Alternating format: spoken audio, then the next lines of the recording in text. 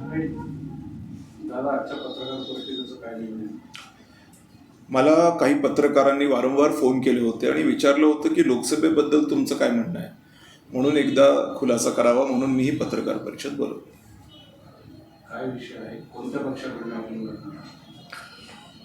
आत्ताच्या सध्याच्या परिस्थितीमध्ये मी निर्णय कुठलाच घेतलेला नाही.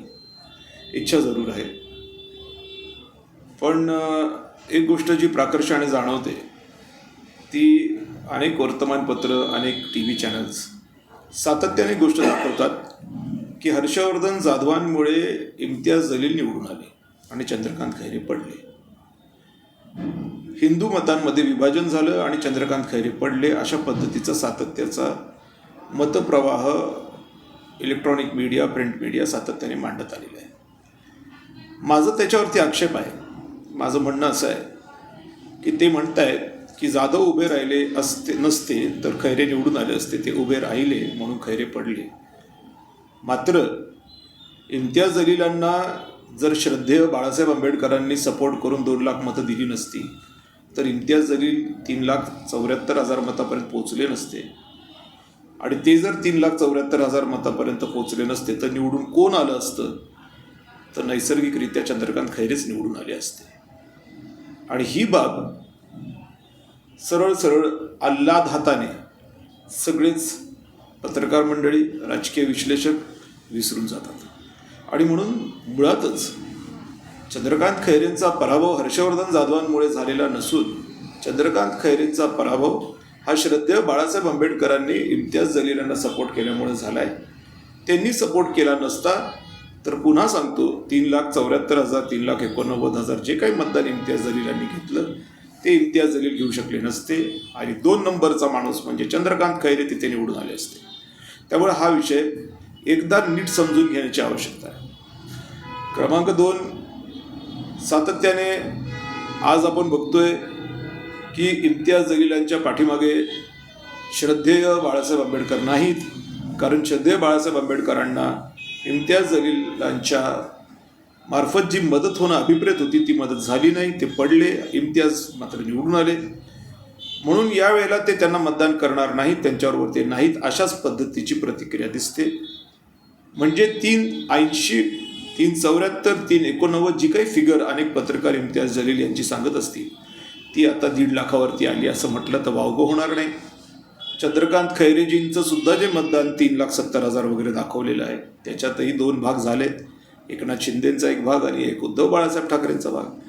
मात्र हर्षवर्धन जाधवांच्या 2,83,000 मध्ये भाग पडलेला नाही आहे. किंबहुना त्याच्यामध्ये वाढ झालेली आहे असं म्हटलं तरी काही चुकणार नाही. कारण माझ्यामध्ये 2 तुकडे पडायचा प्रश्न येतच नाही. आता या पार्श्वभूमीवरती आज लोकसभेच्या निवडणुकीला सामोरे जात असताना मी अत्यंत प्रांजळपणाने गोष्ट सांगू इच्छितो की एक तर या जिल्ह्याला, शहराला गरज आहे परिवर्तनाची. मराठा आरक्षण दिल्लीत मिळालं पाहिजे ही सातत्याची माझी भूमिका आजही आहे. फक्त येणाऱ्या 24 तारखेला जरंगे पाटील काय म्हणतात, अर्थात मागच्या वेळेला मला पाठिंबा देणारे आदरणीय परमपूज्य शांतिगिरी बाबा काय म्हणतात आणि श्रद्धेय बाळासाहेब आंबेडकर काय भूमिका घेतात याच्यावरती माझ्या येणाऱ्या लोकसभेची उमेदवारी ठरेल असं मला वाटतं. आणि हे सगळे विषय समजल्याच्या नंतरच या संदर्भातली अधिकृत घोषणा काय आहे ती मी त्यावेळेला करेन. म्हणजे तुम्ही आता त्यांची भेट घेणार आहात आंबेडकर, शांतिगिरी महाराज आणि जरांगे पाटील.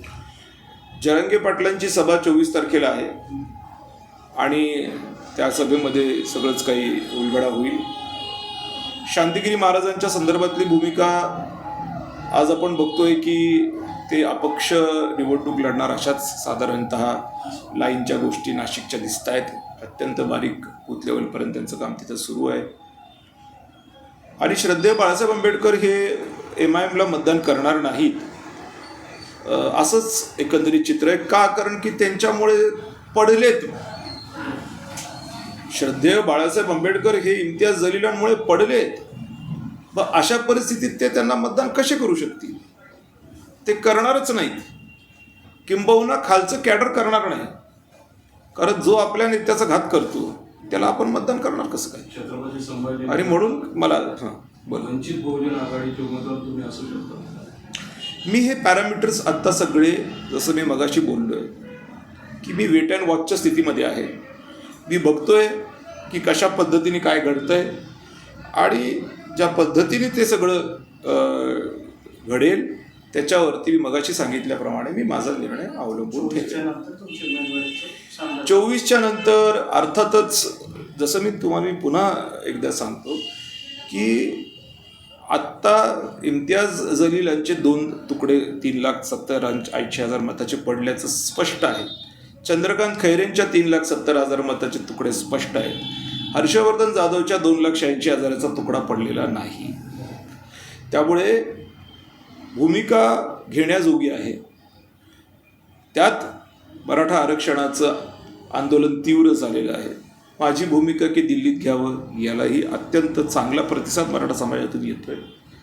फक्त हे जरी सगळं खरं असलं तरी या सगळ्या गोष्टींचा निर्णयापर्यंत जाण्याची जी एक आवश्यकता असते ती 24च्या नंतर, त्याचबरोबर श्रद्धेय बाळासाहेब आंबेडकर काय म्हणतात, त्याचबरोबर परमपूज्य शांतिगिरी महाराज काय भूमिका घेतात याच्यानंतरच होण्याची माझी संकल्पना आहे. जर रंग पाटलांना जर आपल्याला पाठिंबा दिला तर जालना लोकसभा मतदारसंघातून आपण निवडणूक लढवणार.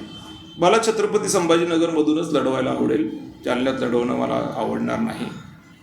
मात्र समाज काय म्हणतोय, जसं मी परत तुम्हाला मी तेच सांगतोय की काही पॅरामीटर्स ज्या आहेत ते बघा, प्रमुख 3 गोष्टी मी तुम्हाला सांगितल्या आहेत. 1 श्रद्धेय बाळासाहेब आंबेडकर, 2 परमपूज्य शांतिगिरी महाराज आणि 3 जरंगे पाटील यांचं एकंदरीत काय सगळं स्टेटस आहे याच्यावरती विचार करून मला निर्णय घ्यायचा आहे. मी मागंही बोललो आहे, उचलली जीभ लावली टाळायला मी करणार नाही आहे.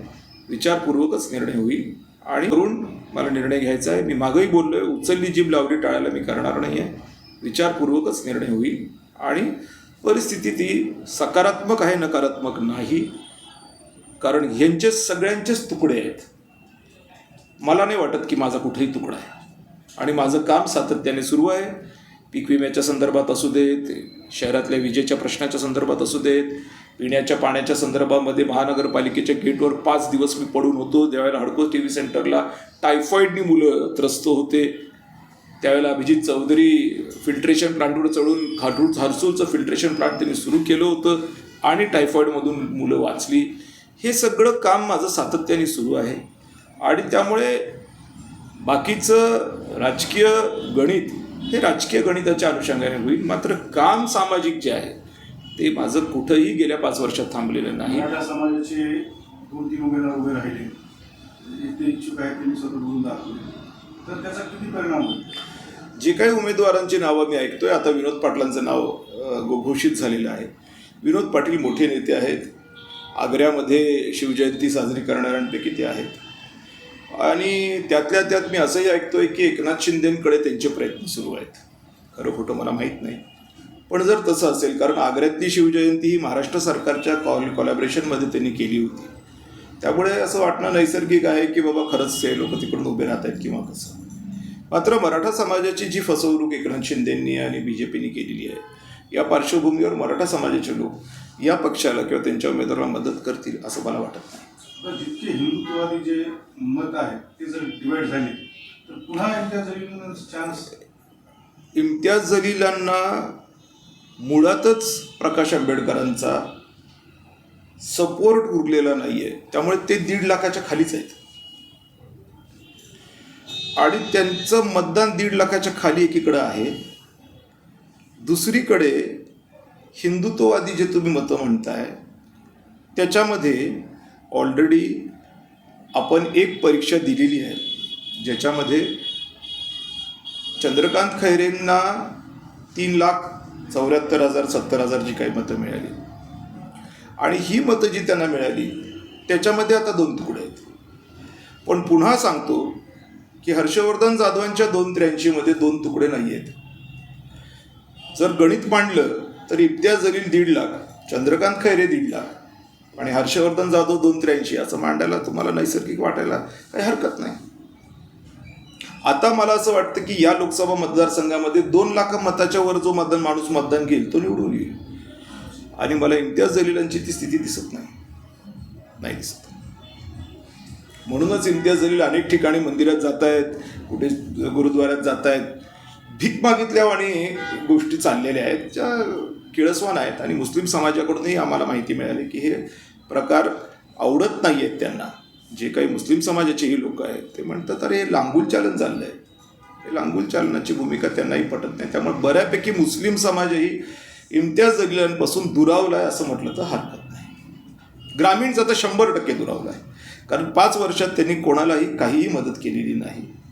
कुठंही ते उभे राहिलेले नाही. ज्यावेळेला प्रसंग आला कन्नडमध्ये एक टोल नाका आहे, हत्नूर टोल नाका, तो अवैध आहे म्हणून त्यांचे कार्यकर्ते आले, आवाज केला. नंतर काय झालं भगवान परमात्म्याला माहिती. सातत्याने त्या टोल नाक्यावरती त्रास होतो. त्यावेळेला आता मात्र ते येत नाहीत. काही लोक म्हणतात की व्यवहार करून निघून गेले, खरं खोटं मला माहीत नाही. पण अशा पद्धतीने केल्यामुळे मुस्लिम समाजाचे तरुण, खास करून ड्रायव्हर लोक जे मोठ्या प्रमाणात मुस्लिम समाजाचे आहेत, दलित समाजाचे आहेत, कष्ट करणारे आहेत, यांना त्या टोल नाक्यावरती त्रास होतो. आणि त्यावेळेला ते हर्षवर्धन जाधवांनाच फोन करतात, ते इम्तियाज जलीलांना फोन करत नाहीत. त्यामुळे परिस्थिती इम्तियाज जलीलांची ती राहिली नाही. आणि पुन्हा सांगतो, श्रद्धेय प्रकाश आंबेडकर यांच्याकडनं त्यांना सपोर्ट हरवल्यामुळे इम्तियाज जलीलांचा पत्ता कट आहे. आता BRS वंचितची आघाडी होण्याची BRS इलेक्शन लढवणार नाही अशा पद्धतीची माहिती BRS कडनं आम्हाला सांगण्यात आली.